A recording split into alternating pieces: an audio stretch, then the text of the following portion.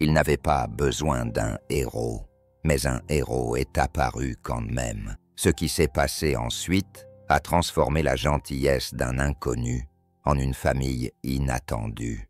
Il n'a pas demandé d'aide, pas quand son fauteuil roulant s'est enlisé dans le gravier, pas quand ses jumelles ont été jetées dans la rue, avec pour seul bien un sac de vêtements et son manteau auquel elle s'accrochait, et quand un père célibataire discret s'est arrêté dans son pick-up poussiéreux et leur a proposé de les emmener, ainsi que quelque chose de bien plus dangereux, une seconde chance. Il n'a pas demandé d'aide non plus. Avant de commencer, si vous croyez au pouvoir discret de la gentillesse, à l'amour qui surgit dans les moments les plus inattendus et au miracle, n'oubliez pas de prendre un moment pour vous abonner. Ces histoires vous aideront peut-être à retrouver votre foi en l'humanité et peut-être même en vous-même. Maintenant, laissez-moi vous ramener sur la route où leurs vies se sont croisées et où tout a changé en silence. Alors que les derniers rayons du soleil se couchaient sur l'horizon du Montana, ils projetaient une lumière dorée sur les champs de blé et l'asphalte craquelé. Jake Rowan gara son pick-up Chevrolet, poussiéreux dans la station-service, du genre qui n'avait pas vu de peinture fraîche depuis l'administration Reagan. Il coupa le moteur et se frotta la nuque. La journée avait été longue, passée à réparer des tracteurs et à transporter de la ferraille hors du ranch. Son fils Miles était probablement déjà rentré, en train de réchauffer quelque chose de douteux au micro-ondes et de faire hurler Johnny Cash à travers les murs de leur vieille ferme. Jake sourit à cette pensée. Alors qu'il sortait du camion, un faible bruit de cris déchira le silence. Il provenait de l'autre côté du terrain, où un SUV vert foncé était garé à moitié sur l'asphalte.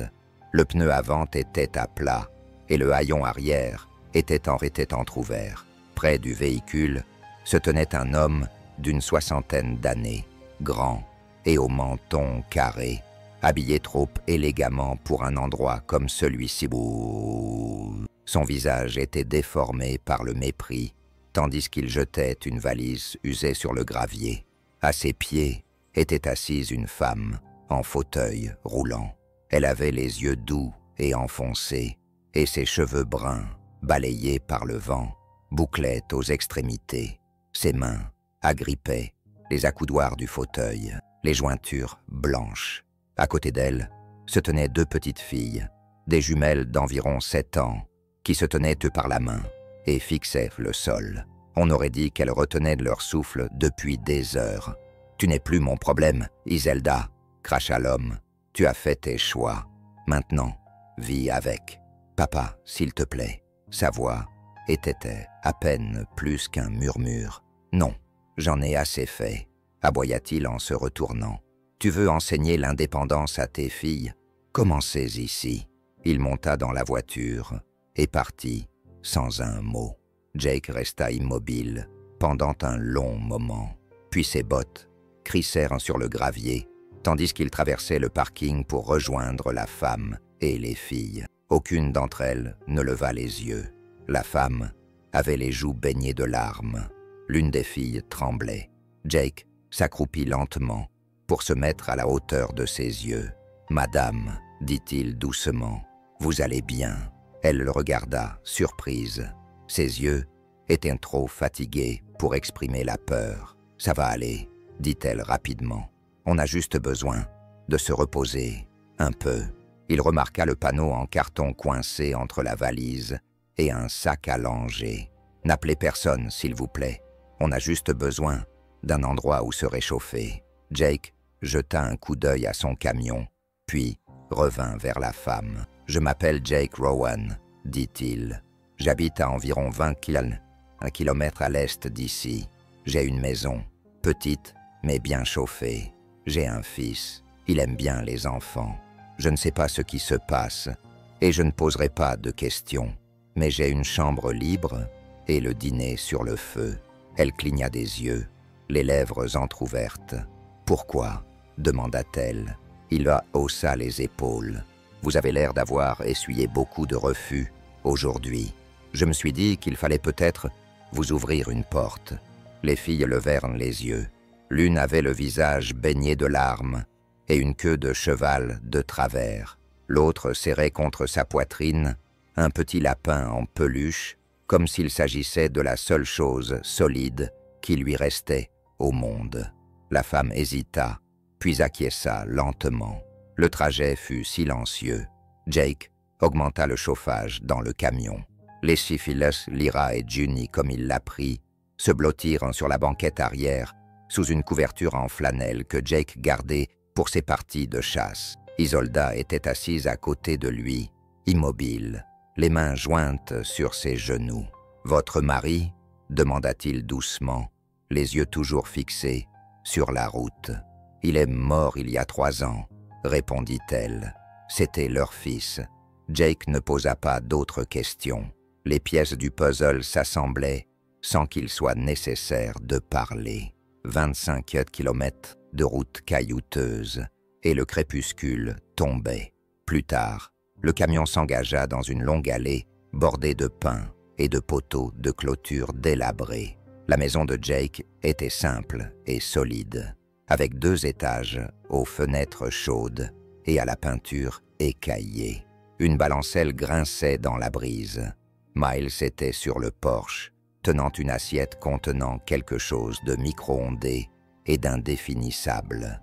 Il haussa un sourcil à l'intention des invités. Jake esquissa un sourire crispé. « Nous avons de la compagnie. » Ce soir-là, Jake resta assis seul, à la table de la cuisine, longtemps après que les filles aient été bordées dans des lits de camp, et qu'Alda ait été installée dans la véranda avec des couvertures propres. Miles était monté à l'étage, un casque sur les oreilles. Jake fixait la tasse de thé vide devant lui, pensant à la gentillesse, à combien il avait été difficile de la trouver quand il en avait le plus besoin, et à quel point il était facile d'oublier qu'elle pouvait encore changer les choses. La porte de la véranda grinça. La chaise la plus ancienne roula doucement à l'intérieur. « Je voulais juste te remercier, » dit-elle. « Tu n'étais pas obligé, mais tu l'as fait. » Jake leva les yeux. Son regard était plus clair maintenant, moins semblable à du verre brisé, plus comme de l'eau calme. « Tout le monde mérite un endroit où se poser, » dit-il, même si ce n'est que pour la nuit. Elle sourit faiblement, et à ce moment-là, quelque chose changea. Pas bruyamment, pas de façon spectaculaire, juste un petit clic silencieux. Le genre de clic qui se produit lorsque 2 choses brisées se reconnaissent et décident de ne plus être seules. Le soleil se leva tranquillement au-dessus des pins, derrière la ferme de Jake, peignant les murs de la vieille véranda d'une douce lumière ambrée. Lorsque Soldat ouvrit lentement les yeux, la raideur de son dos lui rappela qu'elle n'avait dormi que sur des coussins de canapé depuis des semaines, ou était-ce des mois. Par la fenêtre, elle pouvait voir des champs recouverts de givre matinal et une grange délabrée qui aurait bien besoin d'un coup de peinture. Il y avait une clôture à moitié terminée, penchée comme si elle avait abandonné à mi-chemin. Elle tendit l'oreille pour écouter ses filles. Rien. La panique s'empara d'elle, soudaine et intense. Elle repoussa la couette et poussa les roulettes de son fauteuil vers l'avant, encore maladroite, les paumes à vif à force de les utiliser. Elle les trouva dans la cuisine. Jake était devant la cuisinière, en train de retourner quelque chose dans une poêle en fonte. La petite fille était assise à table. Junie lui chuchotait quelque chose à l'oreille, faisant sourire Lyra pour la première fois depuis des jours. Cassie était assis en face d'elle, le nez plongé dans un livre, un carton de jus d'orange entre le coude et un tournevis. Soldat se figea dans l'embrasure de la porte, ne sachant pas si elle devait se sentir soulagée ou déplacée. Jake se retourna. « Bonjour », dit-il simplement, comme si cela faisait des années, et non quelques heures, qu'ils ne s'étaient pas vus. « Je suis désolée », commença-t-elle en agrippant le cadre de la porte. « J'aurais dû. Tu es pile à l'heure », l'interrompit-il gentiment. On se demandait justement si c'était de vraies crêpes ou juste des éponges chaudes déguisées. Junie gloussa. Il ajouta « C'est toi qui tranches ». Ils mangèrent dans un silence qui ne semblait pas forcé. Jake passa le sirop comme s'il s'agissait d'une monnaie, tandis que Miles acquiesçait poliment, mais restait plutôt silencieux. Le garçon avait la mâchoire de son père et les yeux de sa mère, doux mais méfiants. Il observait Isolda et les filles avec un mélange de curiosité et de distance prudente. Après le petit déjeuner, Jake emmena les filles à la grange pour leur montrer les chèvres. Cassie les aida à enfiler des manteaux trop grands pour leurs bras. Isa resta à l'intérieur, les roues de son fauteuil roulant grinçant doucement sur le vieux parquet. La maison sentait le cèdre et le linge séché au soleil. Chaque fissure, chaque coin usé racontait l'histoire d'une vie qui avait été réparée et reconstruite plus d'une fois. Elle trouva la bibliothèque dans le salon. Elle était couverte de poussière, mais pas de négligence, juste du temps. Les livres étaient empilés par deux, bien rangés, remplis de trombones et de surlignages. Ses doigts glissaient sur les dos comme ceux d'une aveugle lisant du braille. Robert Frost, Steinbeck, Dickinson. Elle n'avait plus touché à la poésie depuis l'accident.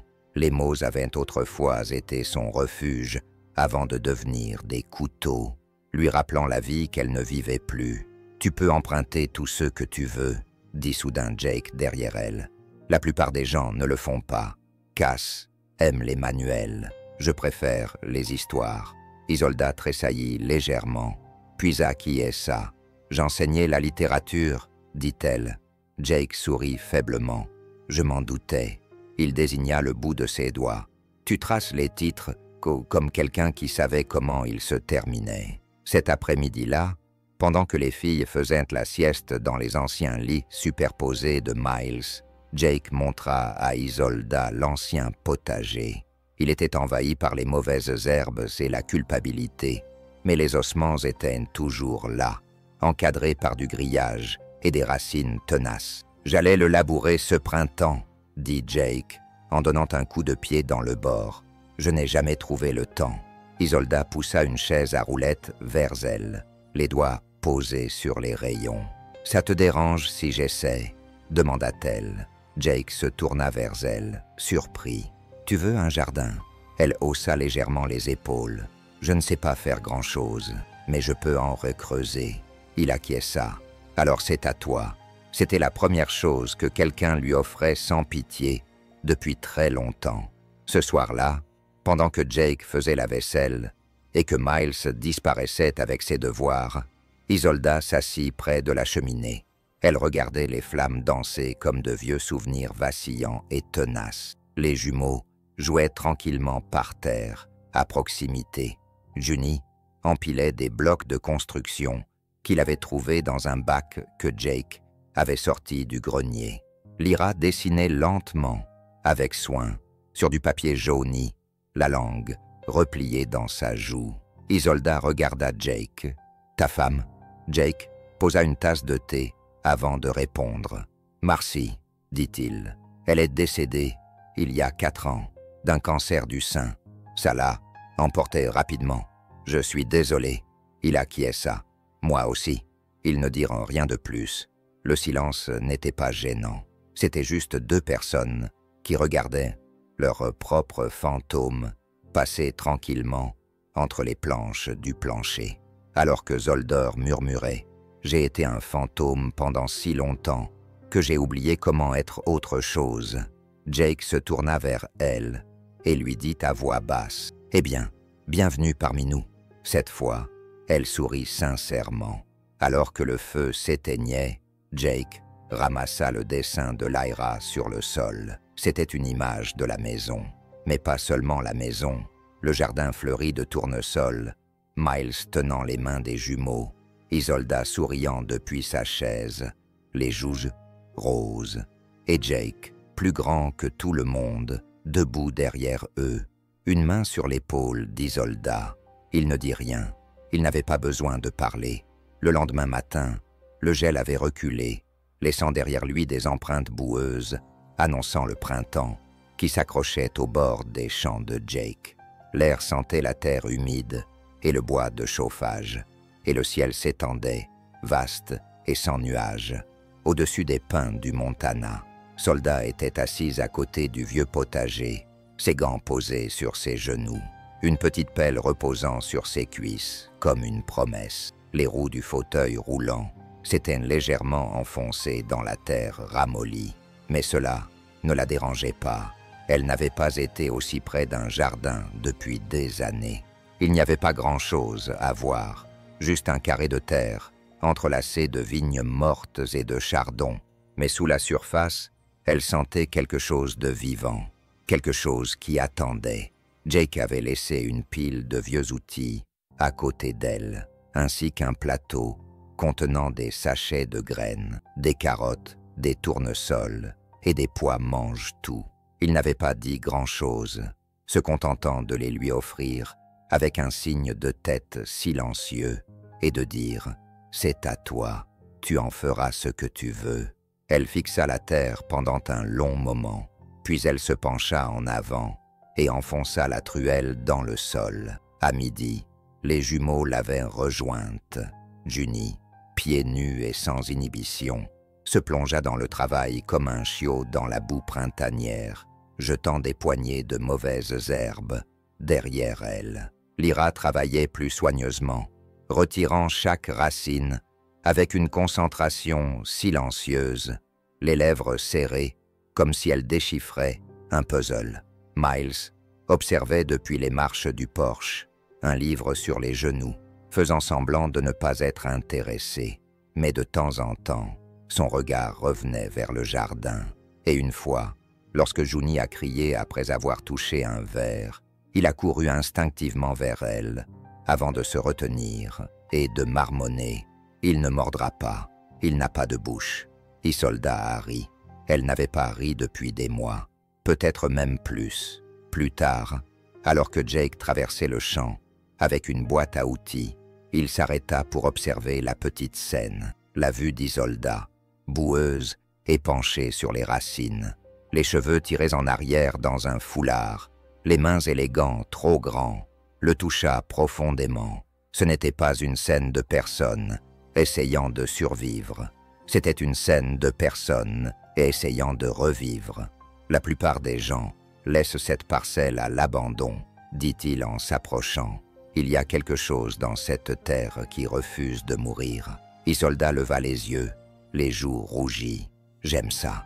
Il s'accroupit à côté d'elle et creusa doucement, avec un râteau à main. La mère de Miles adorait ce jardin. J'ai pensé à l'arracher après sa mort. Le laisser se transformer en graine me semblait plus facile que de le voir à moitié mort. Mais tu ne l'as pas fait. Non. Il lui jeta un regard en coin. Il s'avère que je suis plus doué pour laisser pousser les choses que pour les abandonner. Ce soir-là, pendant que les enfants faisaient la sieste, allongés sur de vieilles couvertures, Isolda roula dans le salon où Jake était en train d'huiler une lanterne. La pièce sentait le kérosène et le cuir, et la lumière se reflétait sur les particules de poussière qui dansaient dans l'air. « J'ai trouvé quelque chose, aujourd'hui », dit-elle doucement, en tendant un morceau de papier plié. Jake posa la lanterne. C'était dans un vieux cahier qui m'appartenait. Elle l'ouvrit lentement, révélant un poème à moitié terminé, les mots immaculés par le temps et peut-être par des larmes. Il le lut en silence. Il parlait d'un jardin, du chagrin, de la tentative de créer quelque chose de beau, à partir des cendres, de ce qui avait été brûlé. « C'est toi qui as écrit ça ?» demanda-t-il. Elle acquiesça. J'enseignais l'anglais au lycée. La poésie était ma matière préférée. Mais j'ai arrêté après. Eh bien, Jake lui rendit le papier. « Tu devrais le terminer. » Elle cligna des yeux. « Pourquoi ? Parce que quelqu'un aura besoin de le lire un jour. » Elle baissa les yeux vers le papier, puis les releva vers lui. « Tu penses vraiment qu'une personne comme moi a encore quelque chose à dire? Je pense qu'une personne comme toi a vécu assez longtemps pour le dire. Cette nuit-là, après que tout le monde fut couché, Isolda s'assit près du feu, un crayon à la main et les jambes enveloppées dans une couverture. Elle termina le poème, non pas pour prouver quoi que ce soit, ni même pour se souvenir de qui elle était, mais pour honorer celle qu'elle pourrait encore devenir. 3 jours passèrent. Le jardin commença à changer. Rose prit forme. Les graines disparurent dans le sol, avec un espoir murmuré. Jake répara la vieille clôture en grillage. Miles construisit un épouvantail avec de la vieille flanelle et de la paille. Lyra attacha un ruban autour de son cou. Zelda écrivait un nouveau poème chaque jour, parfois même plusieurs, et chaque matin, quelque chose en elle grandissait, quelque chose qu'elle croyait mort, une volonté d'agir, un fil qui la ramenait vers elle-même. Le 4e matin, le courrier arriva, un paquet de prospectus et une enveloppe bleu pâle sans adresse de retour. Lorsque Soldat l'ouvrit sous le porche, le bois était encore frais sous ses roues. À l'intérieur, il y avait une seule page, une lettre. Ses yeux la parcoururent, le souffle coupé à mi-chemin. Jake, remarquant son immobilité depuis le bout de l'allée, s'approcha. « Ça va ?» Elle lui tendit la lettre. Il la lut en silence. Elle provenait d'un homme nommé L.L. Owen, d'un cabinet d'avocats de Boston. Il représentait la succession de Richard Desloin, décédé récemment. La lettre demandait à Isolda McLaren de prendre contact avec lui au sujet d'une clause scellée dans le testament de Richard concernant sa fille, Lyra. Jake leva lentement les yeux. Isolda regardait fixement le jardin, la mâchoire serrée. « Je ne lui ai jamais dit, » dit-elle. « À qui ? À Richard. Il n'a jamais su. » Jake n'insista pas, se contentant de rester à côté d'elle, la lettre tremblant encore dans sa main, tandis que le vent printanier agitait les premières pousses fragiles qui perçaient le sol. L'enveloppe resta sur la cheminée pendant 3 jours, toujours fermée, mais pas intacte. Asilda l'avait tenue entre ses mains d'innombrables fois, relisant l'adresse de l'expéditeur Incramedeme et encore, comme si le nom pouvait changer, disparaître. Mais il restait là, il restait, Éloigné Crane, Boston, Massachusetts. Jake ne posa plus de questions. C'était un homme qui savait laisser de l'espace aux choses qui avaient besoin de respirer. Mais la maison le ressentait. Le silence autour de l'enveloppe avait une forme. Il s'insinuait dans les conversations, s'installait dans les coins, rendait le thé un peu plus amer. Le 4e jour, Soldat était assise à la table de la cuisine, pendant que Jake réparait la charnière d'une armoire. Les jumeaux étaient dehors avec Cassie et dessinaient des dragons à la craie sur le plancher de la véranda. Le son de leur rire montait et descendait comme des carillons éoliens. Elle finit par parler. Il s'appelait Richard et loin. Jake s'interrompit, le tournevis à la main. Il était différent, dit-elle. Il n'était pas riche quand je l'ai rencontré, juste passionné, gentil. Nous nous sommes rencontrés lors d'un séminaire de poésie estival dans le Vermont. Il récitait Neruda comme s'il s'agissait d'un évangile, et il croyait que tout pouvait être beau si on le regardait sous le bon angle. Jake posa son outil et s'assit tranquillement en face d'elle. Nous avons eu une brève liaison. Je n'ai su qui il était devenu que des années plus tard. À ce moment-là, j'étais marié à un homme sûr, prévisible, un homme que mes parents approuvaient. Ses doigts dessinaient des cercles sur le bord de sa tasse de café. Je n'ai jamais parlé de Lyra à Richard. Je me disais que c'était pour la protéger, mais en réalité, je pense que j'avais honte de la vie insignifiante que je menais après lui. Jake ne répondit pas tout de suite. Il regarda par la fenêtre, observant Lyra dessiner quelque chose avec de la craie sur le trottoir, silencieuse et concentrée comme à son habitude. « C'est une bonne gamine, dit-il finalement. Elle lui ressemble plus qu'elle ne le pense, comme l'avait murmuré Zelda.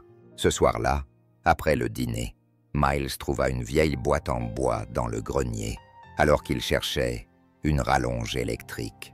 Il la descendit, la poussière collant à ses manches. « J'ai pensé que ça pourrait être à toi, » dit-il, en la posant près du feu. Isolda se pencha en avant. La boîte somme était recouverte d'autocollants décolorés. Vermont, Boston. Une citation poétique à moitié décollée. Elle retint son souffle. Elle ne l'avait pas vu depuis l'accident. À l'intérieur se trouvaient des objets dont elle ne se souvenait pas avoir perdu. Un vieux stylo plume, des photos défraîchies et, glissée entre deux cahiers usés, une enveloppe scellée sans timbre. Elle l'ouvrit lentement. C'était une lettre.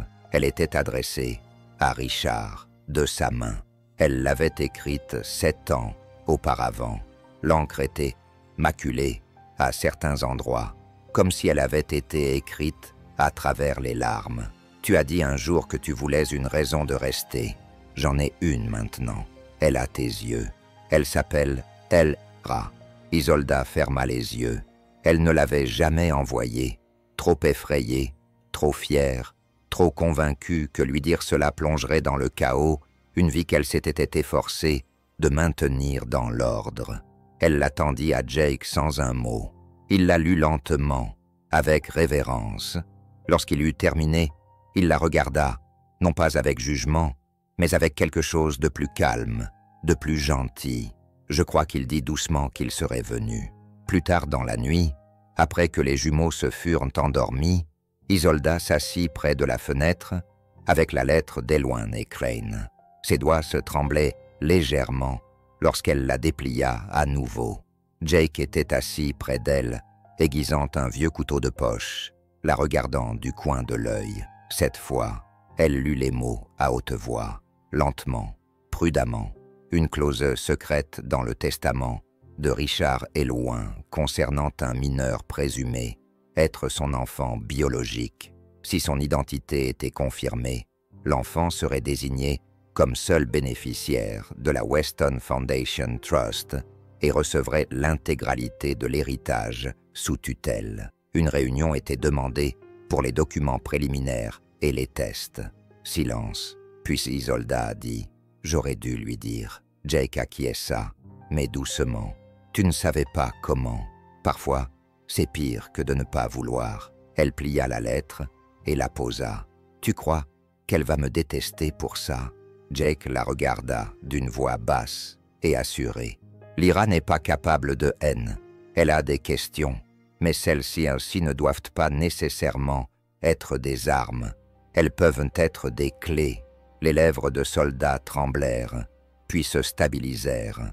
Elle fixa ses mains qui écrivaient autrefois des sonnets, tressaient des queues de cheval, plantaient des bulbes au printemps. « Je veux faire ce qu'il faut », dit-elle. « Tu le fais déjà », répondit Jake. Le lendemain matin, ils se rendirent en ville.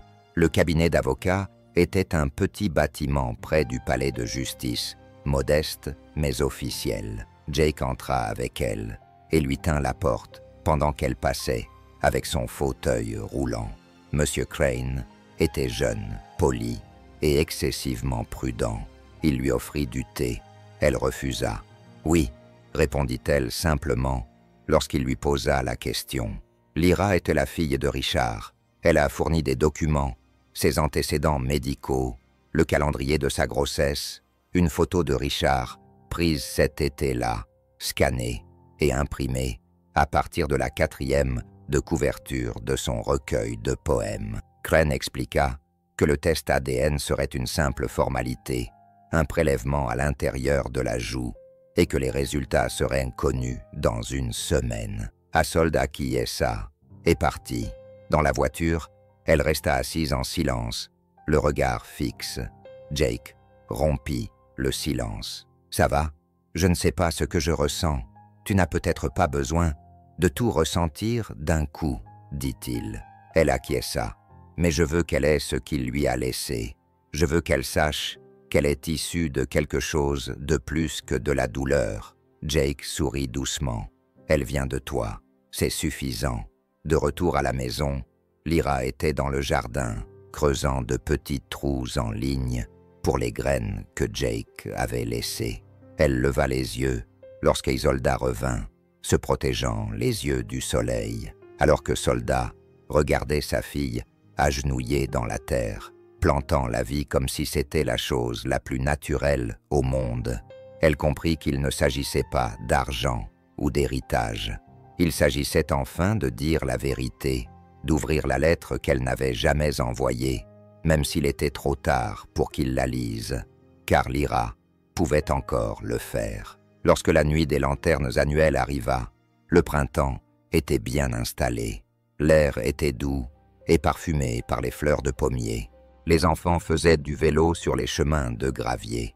Le soleil restait un peu plus longtemps chaque soir, et le jardin de Jake, le jardin d'Isolda, commençait à montrer ses premières pousses vertes timides. La vie semblait oser recommencer. Jake n'était pas allé au festival depuis des années. Depuis le décès de Marcy, les célébrations lui semblaient vides, comme l'écho de ce qui avait été. Mais lorsque Miles en parla avec désinvolture au petit déjeuner, les yeux de John s'illuminèrent, comme si quelqu'un avait appuyé sur un interrupteur. « C'est quoi, la nuit des lanternes ?» demanda-t-elle, le menton couvert de sirop. « C'est magique », répondit Miles en essayant de ne pas sourire. Junie eut le souffle coupé. « On allume de vraies lanternes, des lanternes en papier, » répondit-il. « On écrit nos souhaits dessus et on les laisse flotter sur l'étang. » Isolda leva les yeux de sa tasse de thé. « Ça a l'air magnifique. » Jake lui jeta un coup d'œil. Elle n'était pas sortie depuis son arrivée. C'était peut-être le bon moyen de faire un premier pas. Il s'éclaircit, la gorge. « On pourrait y aller tous ensemble, si tu veux. » Le festival avait lieu au bord de l'étang Willow, juste à la sortie de la ville, là où la terre s'enfonçait dans les roseaux et les joncs. À la tombée de la nuit, les familles se rassemblèrent sous des guirlandes de lampes jaunes, suspendues entre les pins. Des stands proposaient des bougies artisanales, du pop-corn et de la limonade dans de vieux bocaux en verre. Les enfants portaient des couronnes de fleurs et couraient avec des moulins à vent en papier qui tournaient dans la brise.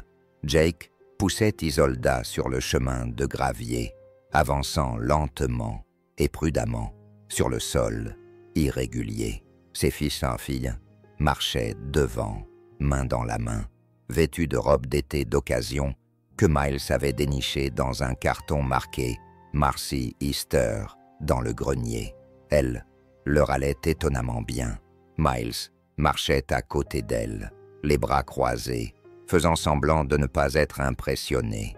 Mais Jake voyait bien qu'il jetait des regards à Lyra lorsqu'elle lui montrait les lucioles, ou que son expression s'adoucissait lorsque Junie tirait sur sa manche pour lui offrir une lanterne en papier. La lueur de ces petites choses les gagnait tous. À une longue table, en bois près de l'eau, les habitants du village écrivaient leurs souhaits sur de fines bandes de papier de riz, puis les collaient sur des lanternes qui flotteraient plus tard comme des étoiles à la surface de l'étang.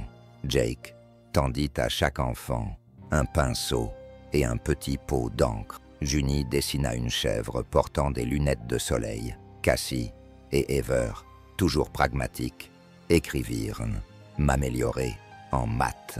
Lyra hésita, le pinceau suspendu au-dessus du papier.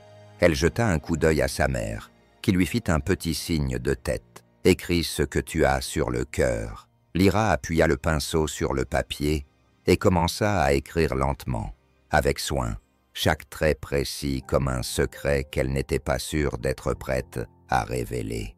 Jake aperçut son message avant qu'elle ne plie le papier dans sa lanterne. « J'aimerais savoir d'où je viens, mais je suis reconnaissante d'être ici. » Cela le toucha plus profondément qu'il ne l'avait imaginé. Il regarda sa mère. Elle fixait Lyra, les yeux humides mais déterminés.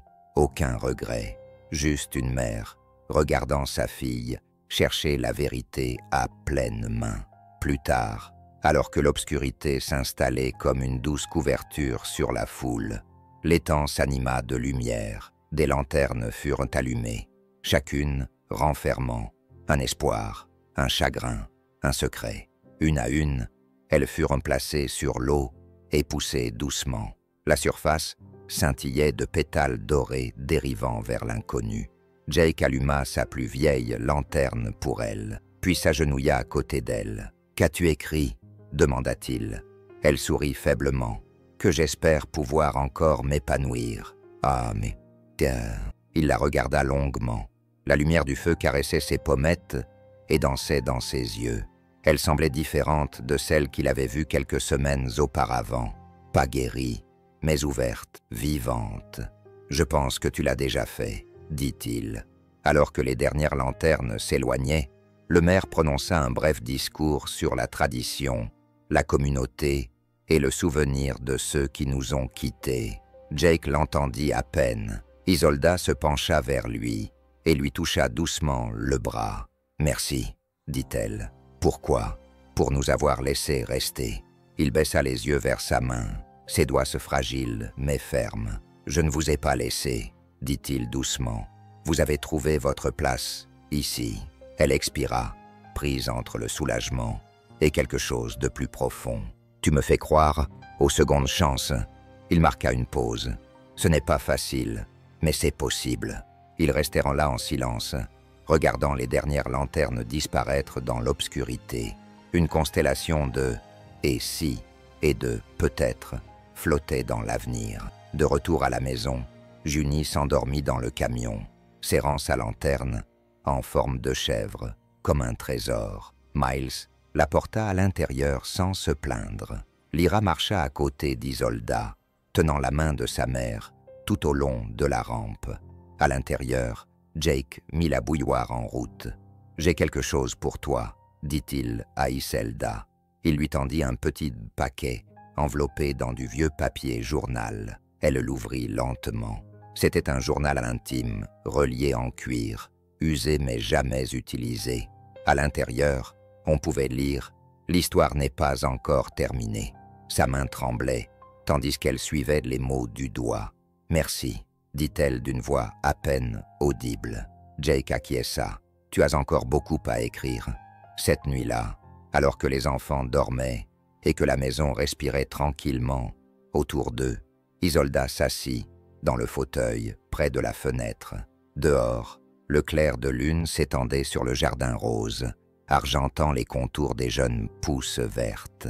Elle ouvrit le journal et écrivit la première ligne d'un nouveau poème qui ne parlait ni de Richard, ni même de la perte, mais d'un nouveau départ. La lettre arriva sans fanfare, juste le bruit des pneus sur le gravier, le grincement de la boîte aux lettres et le ronronnement d'une voiture s'éloignant sur le long chemin de terre. Miles trouva l'enveloppe lorsqu'il alla chercher le catalogue agricole que Jake attendait. Il fixa l'adresse de l'expéditeur, Elwyn et Crane, cabinet d'avocats, spécialisé en droit successoral, Boston, Massachusetts. Puis, sans un mot, il entra et posa l'enveloppe sur la table de la cuisine, à côté d'une tasse de café, encore chaude. Jake la repéra le premier. Il aidait Lyra à mesurer les rangées du jardin à l'aide d'une règle artisanale, une vieille règle de Marcy qui portait encore les traces de dents de Miles lorsqu'il était enfant. Mais lorsqu'il vit l'enveloppe, tout son être se figea. Zelda entra dans la véranda, s'essuyant les mains sur une serviette, le visage pâle lorsqu'elle aperçut le cachet. Jake ne dit rien. Il la lui tendit simplement. Elle l'ouvrit lentement, le souffle coupé entre la poitrine et la gorge. Cette fois, ce n'était pas seulement une lettre, c'était un avis officiel. Un représentant légal d'Elwyn & Crane se présenterait en personne dans les 48 heures pour mener des entretiens préliminaires, commencer à rassembler des documents et confirmer l'intention du défunt concernant la mineure Lyra McLaren, considérée comme la seule héritière biologique du Western Trust. Il y avait également un nom, au bas de la lettre. Grayson Hartley Escort.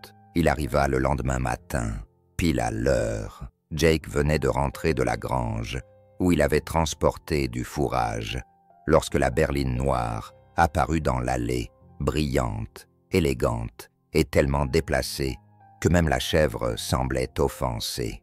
L'homme qui en sortit était grand, la trentaine bien sonnée, et élégant dans son costume gris ardoise, qui semblait coûter plus cher que le loyer mensuel de Jake. Ses chaussures n'avaient pas la moindre trace de saleté. Il portait une mallette en cuir et un bloc-notes et affichait une expression polie et indifférente. Jake alla à sa rencontre. « Monsieur Rowan ?» demanda l'homme. « C'est moi. Je suis Grayson Hartley. Puis-je parler à Madame Aolda McLaren ?» Jake acquiesça d'un signe de tête. « Elle vous attend. » Ils s'assirent dans le salon. Le soleil filtrait à travers les rideaux en dentelle, projetant de légères ombres sur le sol. Grayson prit la chaise la plus proche de la cheminée, ouvrit sa mallette et disposa des dossiers, comme s'il s'apprêtait à disséquer un patient. Isolda était assise en face de lui, le dos droit, le menton haut, les jambes immobiles et repliées sous une couverture tricotée. Lyra était assise à côté d'elle, serrant un lapin en peluche dans une main et celle de sa mère dans l'autre. Jake se tenait tranquillement près de la porte, les bras croisés, sans vraiment monter la garde, mais présent, toujours présent. Grayson commença sans cérémonie, conformément aux dispositions de la directive scellée de Richard, et loin, déposée à titre posthume et corroborée par les dossiers médicaux et les notes chronologiques joints. Votre fille Lyra a été identifiée comme l'unique héritière du Weston Philanthropic Trust, d'une valeur approximative de 34 millions de dollars. Miles laissa échapper un sifflement dans le couloir. Grayson poursuivit. Il n'y a pas de contestation, pas d'autres prétendants, pas de conjoint survivant, ni d'enfant reconnu. Vous, mademoiselle McLaren, n'avez jamais été légalement mariée à monsieur Éloin, mais votre histoire a été vérifiée. Les administrateurs n'ont besoin que d'une confirmation formelle par test Hayden pour finaliser la procédure. Isolda cligna lentement des yeux, et après cela, le sourire de Grayson était étudié. Lyra serait légalement reconnue comme son héritière. La fondation assumerait la responsabilité de son éducation, de son financement et de son développement. « Attendez !»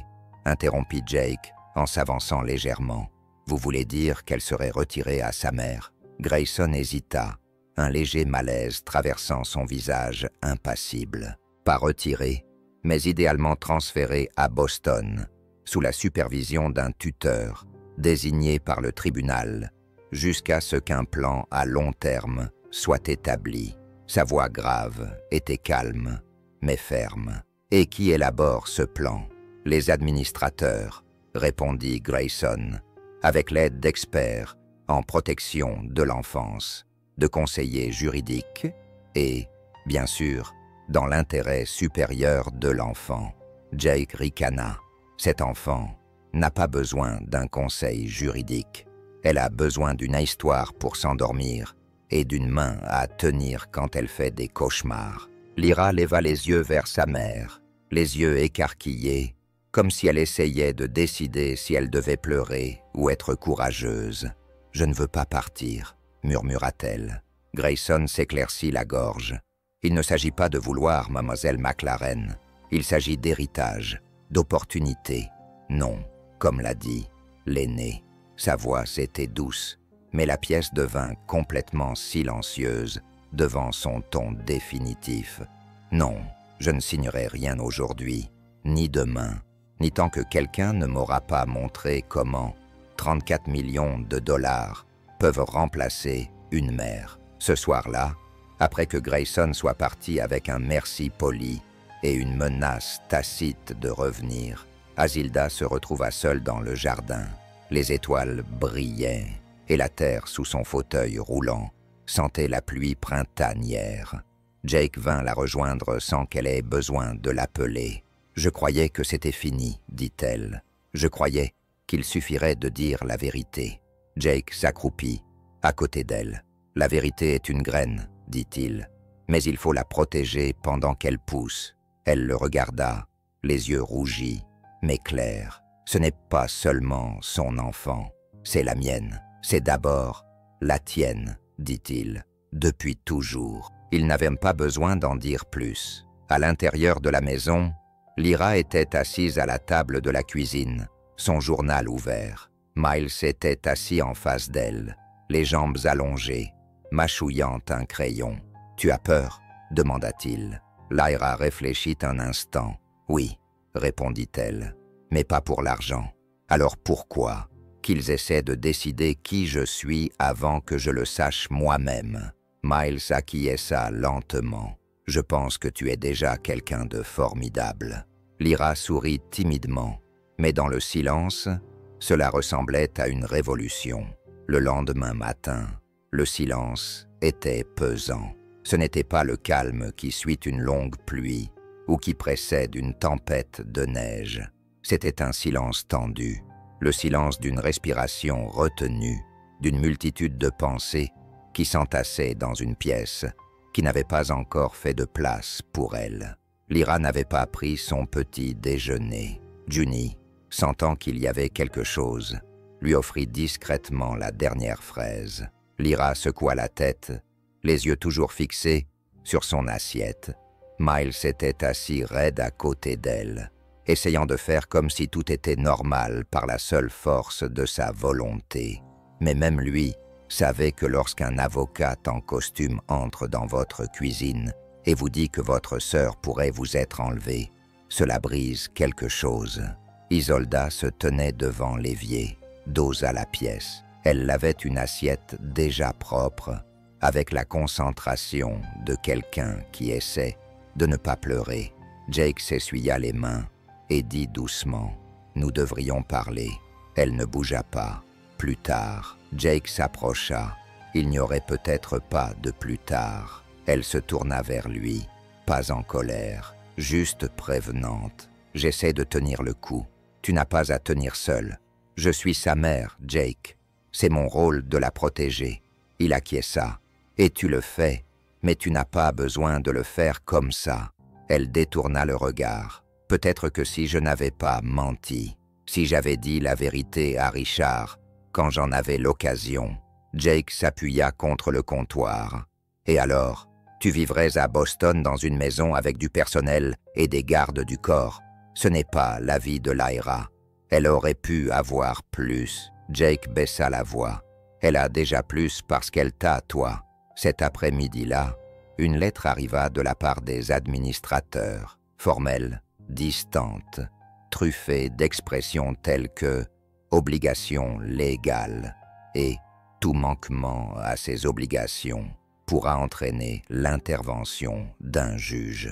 Jake la lut à haute voix, puis la plia soigneusement et la posa sur la table. Isolda la fixait du regard. « Ils pensent savoir ce qui est le mieux. Ils ne la connaissent pas, » dit Jake. Junie, depuis sa place, sur le canapé, demanda doucement. « Est-ce qu'ils vont t'emmener, Lyra ?» Isolda ouvrit la bouche, mais Lyra répondit la première. « Je ne partirai pas, » dit-elle. Sa voix était faible, mais ferme. Jake se tourna vers elle avec douceur. « Ma chérie, » dit-il, « je ne partirai pas. Je me fiche qu'il soit mon vrai père. C'est ma vraie famille. » Isolda tendit la main vers elle, mais Lyra sortit en claquant la porte moustiquaire derrière elle.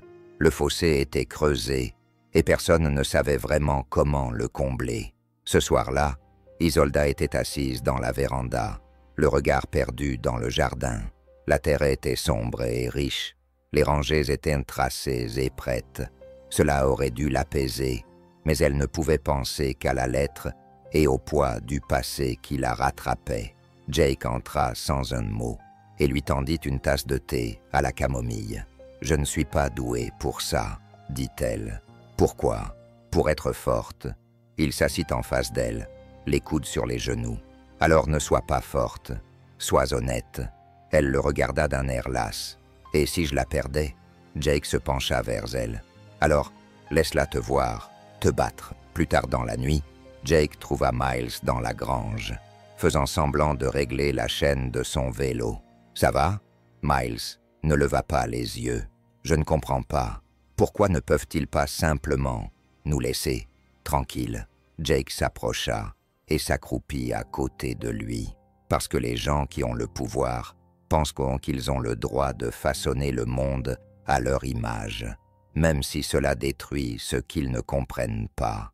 Miles resta silencieux pendant un moment. « Alors elle est comme ma sœur maintenant. » Jake posa une main sur son épaule. « Oui, c'est vrai. » Pendant ce temps, dans le silence de la chambre à l'étage, Lyra ouvrit son journal. Elle avait recommencé à écrire, lentement au début, des bribes de poèmes, des phrases comme des pièces de puzzle, des choses qu'elle ne pouvait pas dire à voix haute. Cette nuit-là, elle écrivit « Je ne suis pas faite de marbre. Je n'ai pas besoin d'un piédestal. J'ai juste besoin d'un endroit où poser mes pieds et mes mains pour me rattraper quand je tombe. » Puis elle plia la page et la posa sur sa table de chevet, au cas où elle aurait besoin de se rappeler qui elle était le lendemain matin. Le lendemain, Isolda prit sa décision.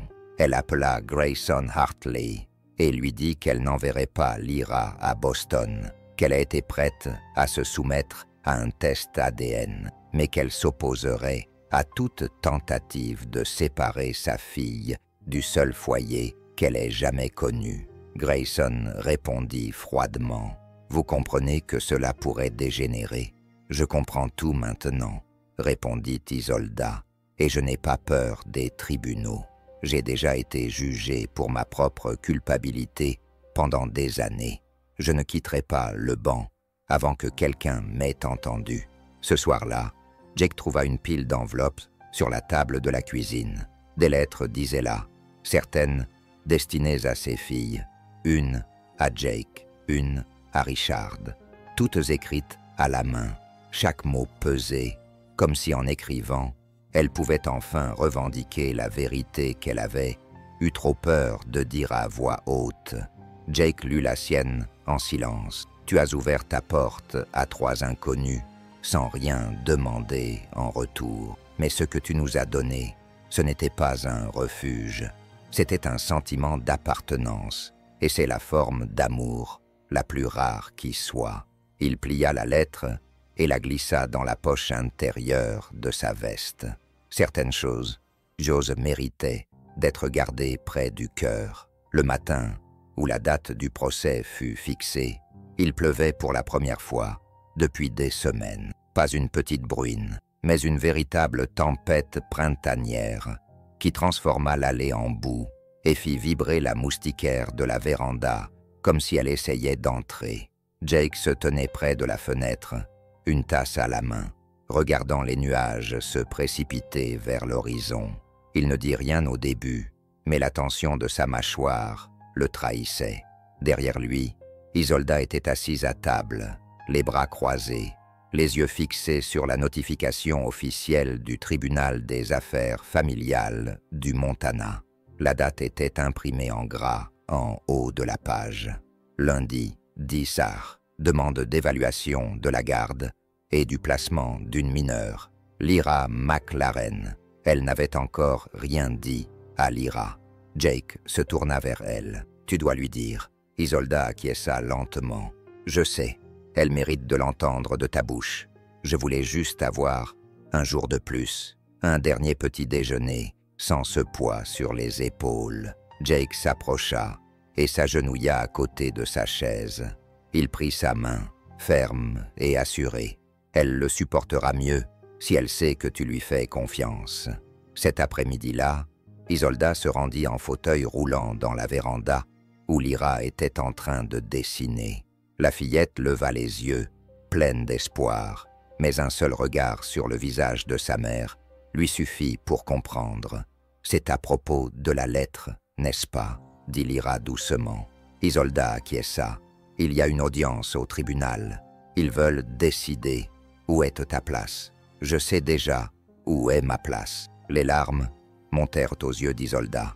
Je sais, ma chérie, mais eux, ils ne le savent pas. Pas encore. J'aurai mon mot à dire. Tu auras ton mot à dire. Jake et moi. Nous allons nous battre, mais cela prendra du temps et de la force. Lyra ne pleura pas. Elle baissa les yeux vers son dessin. Un jardin à moitié terminé, fleuri de couleurs vives, oranges et vertes. Puis elle déchira soigneusement la page de son carnet, la plia en deux et la tendit à sa mère. « Prends ça avec toi pour que le juge puisse voir ce que je vois. » 2 jours plus tard, ils arrivèrent au tribunal peu avant 10 heures. Le bâtiment était petit, en briques, avec un drapeau battant au vent, à moitié masqué sous un ciel grisacier. Jake portait sa meilleure chemise en flanelle sous un blazer emprunté. Isolda était vêtue d'un tailleur bleu marine, propre, soigné et digne. Lyra tenait la main de June si fort que leurs jointures étaient blanches. Grayson Hartley les accueillit dans le couloir avec une expression neutre. « Vous comprenez que cette audience est à huis clos, dit-il. Seul le juge, l'avocat et les parties concernées sont autorisés à entrer. Pas de public. » Jake acquiesça. « Compris. » Lyra leva les yeux. « Je vais être seul. »« Non, » répondit Isolda d'un ton ferme. « Je serai juste là. » Grayson semblait hésitant. « Le tribunal préfère un tuteur ad litem. Elle n'entrera pas sans sa mère. » Jake intervint. L'homme en costume marqua une pause, puis céda d'un bref signe de tête. Dans la salle d'audience, la juge Myriam Tolbert présidait derrière un bureau qui avait connu des jours meilleurs. Elle était âgée d'environ 70 ans, avait les cheveux argentés et des yeux qui scannaient comme des rayons X, mais qui bougeaient comme du velours. Isolda prit la parole en premier. Elle raconta son histoire sans mélodrame, sans excuse, parla du Vermont, de Richard, de la lettre qui n'était jamais arrivée, de la façon dont elle avait fui la richesse et le secret pour se réfugier dans une vie plus modeste et plus difficile. « Je ne suis pas venue ici aujourd'hui pour me battre pour de l'argent, » dit-elle. « Je suis venue me battre pour le droit de ma fille à rester dans une maison où elle est connue et pas seulement héritée. » Puis Jake se leva. Il ne parla pas Snanteken, talentément aucun avocat, mais en tant qu'homme qui avait déjà perdu et qui avait appris à apprécier ce qui restait. Elle n'a pas besoin d'un fonds fiduciaire, elle a besoin de racines, dit-il. Elle a besoin de savoir que ce qui est brisé peut encore être réparé. Le juge Talbot regarda Lyra. « Tu veux dire quelque chose, ma chérie ?» Lyra s'avança, le menton levé juste assez pour capter la lumière. « Je ne me souviens pas de mon père. Je ne connais que des histoires, mais je connais ma mère. Je connais Monsieur Jake. Je connais Miles et Junie. Ils sont ma vraie vie. » Elle sortit le croquis plié de sa poche et le brandit. « C'est notre jardin. J'ai aidé à le planter. C'est réel. C'est ce que je veux. » La juge prit le temps de lire ses notes, puis leva les yeux. « Votre fille s'exprime très bien, » dit-elle à Isela. « Elle est courageuse aussi. » Isela retint son souffle. « Aucune loi ne peut dicter l'amour, mais il existe des lois sur l'héritage. Voici donc ce que je suis disposée à faire. » Elle se tourna vers Grayson. « La fiducie restera intacte. La fondation conservera son droit de regard, mais la tutelle ne sera pas transférée. L'enfant restera avec sa mère dans sa résidence actuelle sous surveillance communautaire conditionnelle. Le nom Weston sera honoré, mais pas au prix du cœur de cet enfant. » Une pause. Affaire classée. À l'extérieur du palais de justice, le ciel avait commencé à se dégager. Un rayon de soleil transperçait les nuages comme un alléluia silencieux. Isolda resta immobile un instant sur les marches. Puis Lyra courut vers elle et la serra dans ses bras avec une force qui rendait la douleur supportable. Jake se tenait à côté d'elle, les mains dans les poches, les larmes coulant sans honte sur ses joues. Miles souriait derrière eux. « Eh bien, dit-il, je suppose qu'on est coincés l'un avec l'autre maintenant. » Juni sourit. « Tu l'as toujours été. » Cette nuit-là, de retour à la maison, le jardin brillait au clair de lune. Jake se servit un verre de thé sucré et rejoignit Aldo sous le porche. « Pas de feu d'artifice, dit-elle. »« Non, répondit Jake. Juste la paix, dit-elle en le regardant. Tu fais partie de cette famille, tu sais. » Il acquiesça, presque timidement. « Je crois que j'attendais que quelqu'un me le dise. » Elle tendit la main, prit la sienne, et pour une fois, il n'y eut pas de silence à briser, seulement le doux murmure de l'appartenance. Le printemps revint, avec une intensité qui fit passer le souvenir de l'hiver pour un mauvais rêve. Les jours s'allongeaient, les nuits se réchauffaient. L'odeur âcre des pins cédait la place à celle des lilas et de la terre labourée.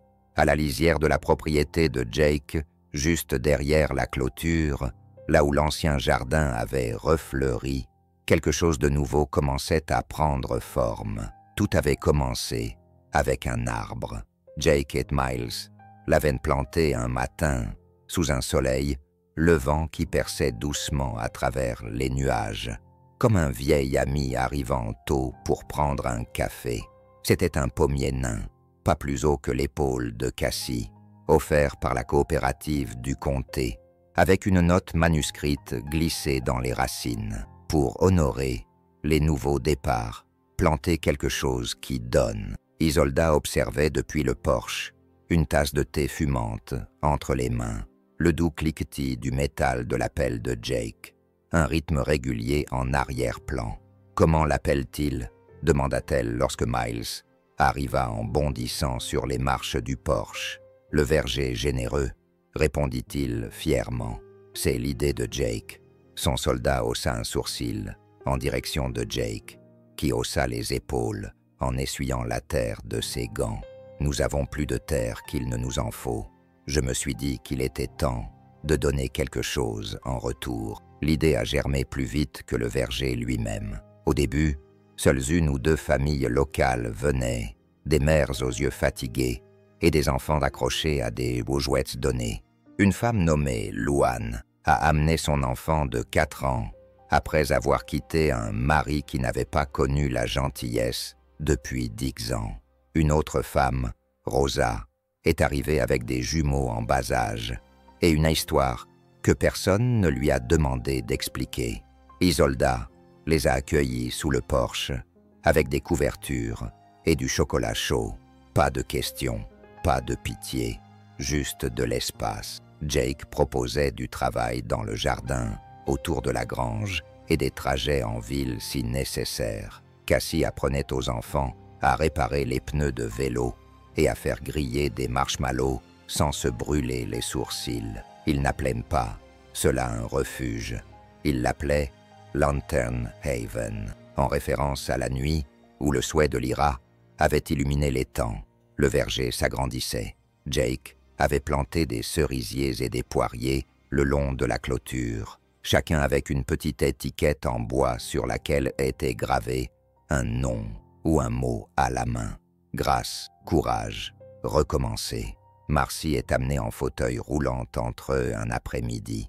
Lyra à ses côtés, passant ses doigts sur les inscriptions. « Pourquoi, Marcy ?» demanda Lyra. Jake, agenouillé à proximité, s'interrompit. C'était la mère de Miles. « Ma femme, ça te fait bizarre d'avoir de nouvelles personnes ici ?» demanda Lyra doucement. Jake se leva et regarda les rangées de jeunes arbres. « Non, je pense que c'est ce qu'elle aurait voulu, que cet endroit reprenne vie. » Il se tourna vers son âme, le regard fixe. « Je pense que guérir, ce n'est pas oublier ceux que nous avons perdus, c'est donner à l'amour qui n'avait nulle part où aller, un endroit où se poser. » Isolda se remit à écrire, pas seulement de la poésie, mais aussi des essais, des lettres, des textes sur la maternité et le handicap, et sur cette résilience tranquille qui ne fait pas la une des journaux. L'un de ces essais fut repris par un magazine régional, puis un autre par une rubrique consacrée à la parentalité. lorsque le rédacteur en chef l'a appelée pour lui demander si elle accepterait d'écrire une chronique mensuelle intitulée Wheelhouse Notes from a Moving Chair, notes depuis un fauteuil roulant.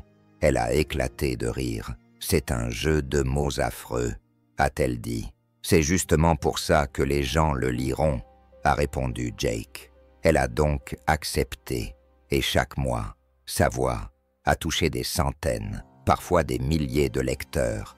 Un article sur le fait d'aider Juni à planter des carottes est devenu viral, avec des centaines de commentaires, tels que « Vous m'avez aidé à sortir du lit ce matin, vous m'avez rappelé que briser ne signifie pas fini ». Ne sachant pas quoi faire de ces éloges, elle a fait ce qu'elle avait toujours fait. Elle les a transformés en quelque chose d'utile. Un samedi après-midi, un camion de livraison s'est arrêté dans l'allée.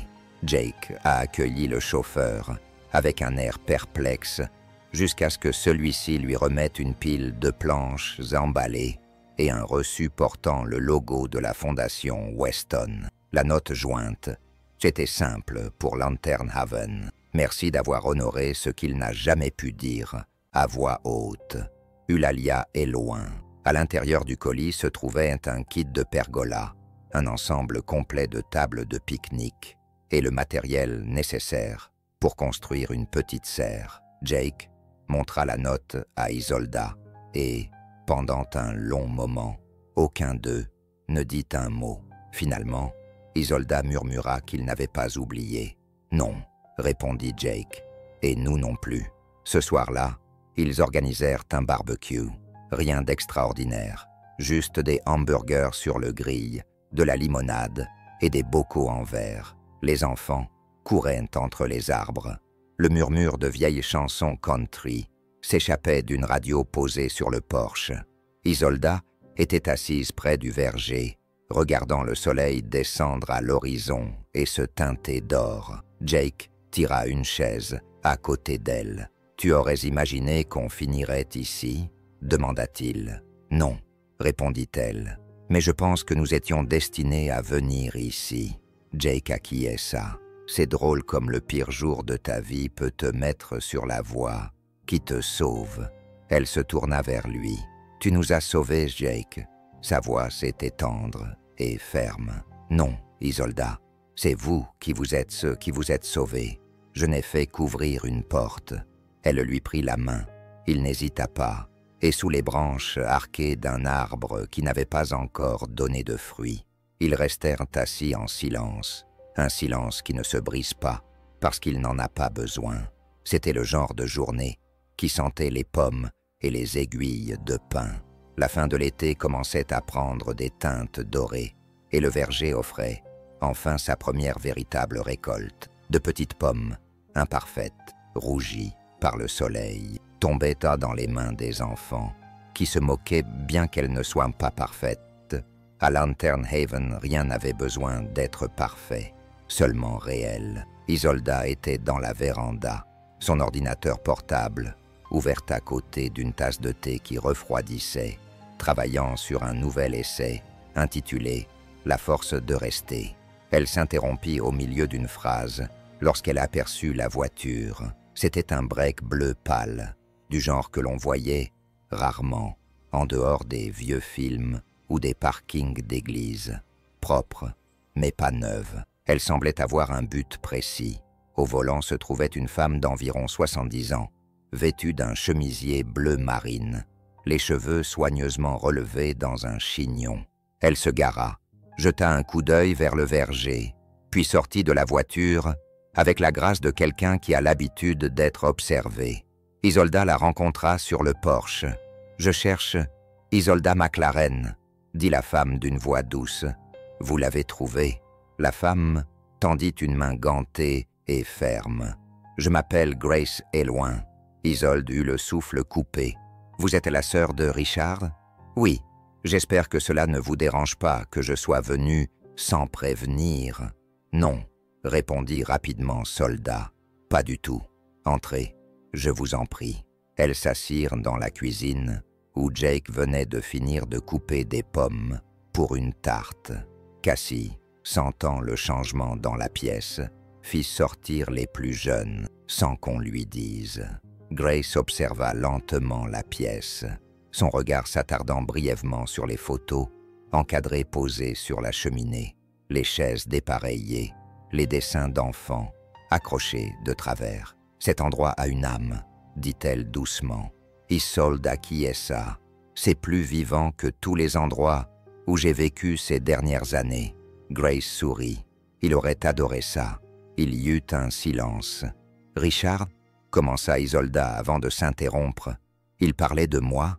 Grace baissa les yeux vers ses mains gantées. Pas en appelant, mais il n'a jamais cessé d'écrire sur quelqu'un qui lui avait redonné foi en la poésie. Quelqu'un qui lisait Frost, les yeux fermés. Il avait des journaux, des dizaines. Je les ai lus après son décès. Tu étais partout. Sa lèvre s'est légèrement tremblée, laissant échapper une émotion inattendue. Je voulais lui parler de Lyra. Je sais, dit Grace, et je crois qu'il savait.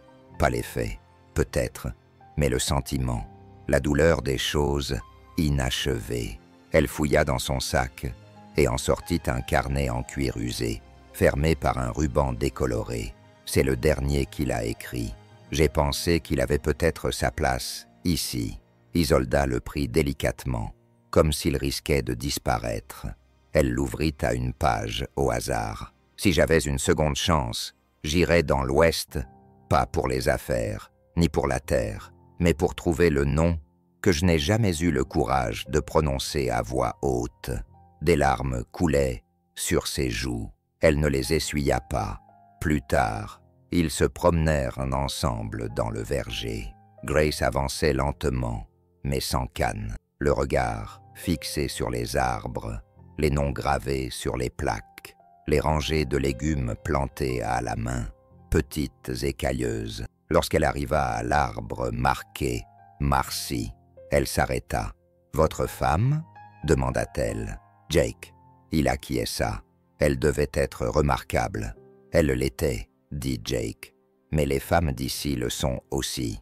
Grace toucha légèrement la plaque. Alors je suis heureuse que son nom soit parmi eux. Ils arrivèrent à une nouvelle rangée, encore vierge. Jake désigna un petit arbre fraîchement planté, dont les feuilles tremblaient sous le poids du vent et de la nouveauté. Nous allions le nommer en l'honneur de Lyra, dit-il. Mais peut-être... Isolda regarda Grace. « Grace, ça te va ?» Grace cligna des yeux, les lèvres légèrement entr'ouvertes. « Tu ferais ça pour nous ?» Jake sourit. « Tu nous as rendu une partie de Richard que nous pensions perdue. Ça mérite d'être immortalisé. » Grace détourna brièvement le regard, se ressaisissant. « Alors oui, je serais honoré. » Ce soir-là, la maison était remplie de musique douce et de voix légères. Junie tressait les cheveux de Miles, qui faisait semblant de ne pas s'en soucier. Lyra lisait à Grace le dernier article de son journal, quelque chose à propos des abeilles, de l'espoir et de la façon dont les choses trouvent leur chemin. Isa était assise à côté de Jake sur la balancelle, les dernières pages du cahier de Richard posées sur ses genoux. « Il n'a jamais cessé de chercher quelque chose de vrai, » murmura-t-elle. « Tu le lui as donné une fois, » répondit Jake. « Maintenant, tu le donnes aux autres. » Elle se tourna vers lui. « Je ne pense pas que j'aurais trouvé cette version de moi-même sans toi. » Il la regarda longuement. « Tu as toujours été elle. Tu avais juste besoin de quelqu'un pour tenir le miroir. » Elle appuya sa tête sur son épaule. Il ne bougea pas. Il n'en avait pas besoin. La balancelle se balançait lentement, grinçant au rythme du silence, en contrebas. Plus tard dans la nuit, après que tout le monde fut couché, Isolda s'assit seule dans la véranda et alluma une bougie à côté du journal que Grace lui avait donné. Elle tourna la dernière page. Là, dans l'écriture familière de Richard, se trouvait une phrase qui ne se voulait pas profonde, mais qui l'était. Si l'amour est un héritage, qu'il soit de ceux qui continuent de grandir après notre départ. Elle referma le livre, puis elle ouvrit son ordinateur portable et se remit à écrire. non pas pour expliquer le passé, mais pour donner à quelqu'un d'autre le courage de choisir l'amour face à la perte. L'automne s'installa comme un vieil ami, familier et sans hâte.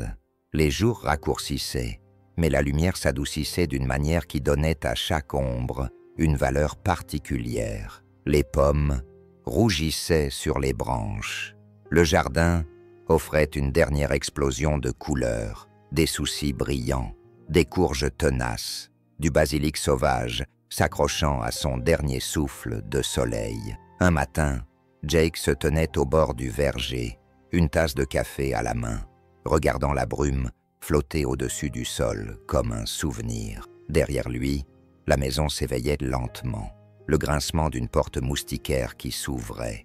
Miles, qui gémissait à propos des corvées.